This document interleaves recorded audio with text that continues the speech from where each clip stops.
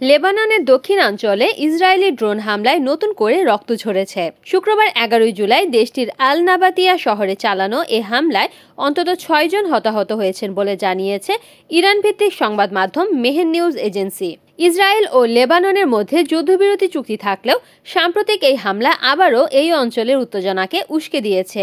Israeli সেনাবাহিনী দক্ষিণ লেবাননের আল নাবাতিয়া শহরে একটি বেসামরিক গাড়িকে লক্ষ্য করে ড্রোন হামলা চালায়। এই হামলায় ঘটনাস্থলেই 5 জন নিহত হন এবং একজন মারাত্মকভাবে আহত হন। লেবাননের স্বাস্থ্য মন্ত্রণালয়ের ঘনিষ্ঠ সূত্র এই হতাহতের বিষয়টি নিশ্চিত করেছে। হামলার প্রকৃত উদ্দেশ্য স্পষ্ট না হলেও ধারণা করা হচ্ছে হিজবুল্লাহর সঙ্গে সংশ্লিষ্ট কাউকে লক্ষ্য করে এই হামলা চালানো হয়। হামলায় ক্ষতিগ্রস্ত গাড়িটি সাধারণ নাগরিকদের ব্যবহৃত একটি বাহন ছিল। ড্রোন হামলার পরপরই ঘটনাস্থলে ব্যাপক আগুন ধরে যায়। যদিও ইসরায়েলি বাহিনী এখনও আনুষ্ঠানিকভাবে এই হামলার দায় স্বীকার করেনি, তবে লেবাননের অভ্যন্তরে এমন আক্রমণ ইসরায়েলের আগ্রাসন হিসেবে বিবেচনা করা হচ্ছে। এই ঘটনার প্রেক্ষিতে লেবাননের প্রেসিডেন্ট জোসেফ আউন মন্তব্য করেছেন, বর্তমান পরিস্থিতিতে ইসরায়েলের সঙ্গে সম্পর্ক স্বাভাবিক করার কোনো প্রশ্নই ওঠে না।